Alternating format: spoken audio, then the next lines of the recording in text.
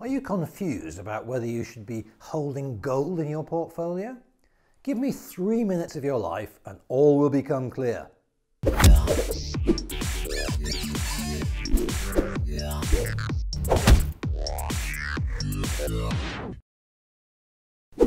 Politicians and central banks have been lining up for years to slag off the idea of gold having any role to play in the monetary system. They don't want the tiresome discipline that a gold standard would entail, so it's in their interest to diminish the function of the yellow metal.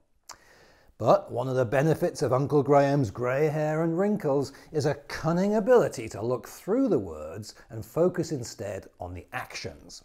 What a man does tells you much more than what a man says.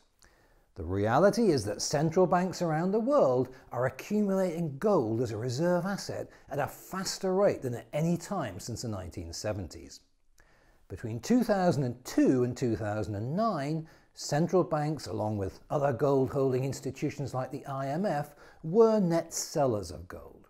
The selling gradually tailed off over that period, but the turn of the new decade saw a significant change in stance.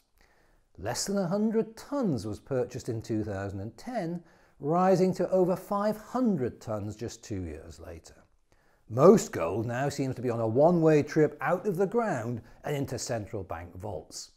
Look at the numbers for yourself in this table, showing the change in gold reserves in the decade from 2004 to 2013. Two things strike me about these figures. First, the rate of accumulation suggests that these countries see the need for a real store of value distinct from their own and foreign currencies. It really seems like they regard gold as money while everything else is just paper currency. And my second observation is that gold stocks, just like many of the planet's resources, are moving east. Interestingly, they've not been buying from Western central banks who are sitting tight on the gold that they've got left. They've had to resort to open market trading, recycling of scrap gold and direct purchase of mine output. We should also apply a large pinch of salt to the official Chinese figures, as they tend to give an update every 5 years or so and they make no intermediate statement about the scale of their reserves. It's clear that China is buying small quantities of gold all the time, with some estimates that she's importing as much as 1,000 tons a year. And that's on top of becoming the world's biggest producer of gold from mines within her own borders.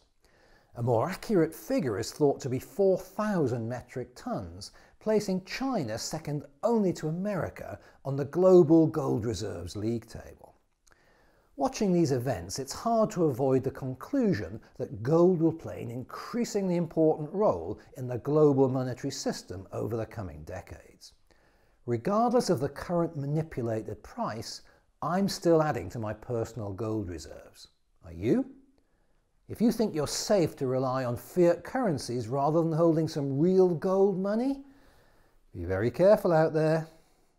If you think you can prosper in the coming storm without this information from the world's leading experts, be very careful out there.